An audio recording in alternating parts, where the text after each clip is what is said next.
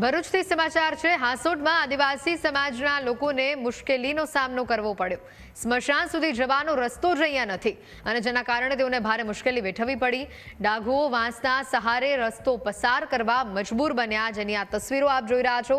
નજીકમાંથી પસાર થતી નહેરનું પાણી સ્મશાનના રસ્તા પર ફરી વળે છે।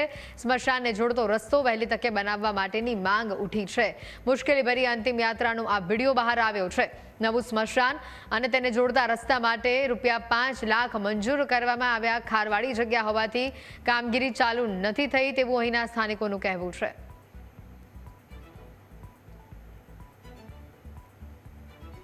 વધુ માહિતી મેળવીશું। ફોન લાઈન પર સંવાદદાતા જય જોડાયા છે। જય, નવું સ્મશાન અને નવા સ્મશાન સુધી પહોંચવાનો રસ્તો, આના માટે ગ્રાન્ટ પણ મંજૂર કરવામાં આવી છે, પણ છતાં આજ દિવસ સુધી અહીંયા રસ્તો નથી બન્યો, ના સ્મશાન બન્યું છે।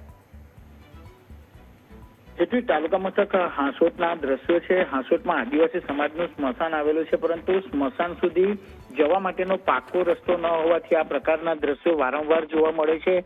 ચોમાસાના સમયમાં તો જે પરિસ્થિતિ છે તે ખૂબ જ વિકટ બને છે, કારણ કે જે નહેરનું પાણી છે અને તે છે તે મુખ્ય માર્ગ પર ફરી વળે છે, ત્યારે જે નનામી લઈને જતા આદિવાસી સમાજના લોકોએ રસ્તા પર વાંસ મૂકવા પડે છે અને ત્યારબાદ હંગામી પુલનું નિર્માણ કરી અને તેના પરથી પસાર થવું પડે છે।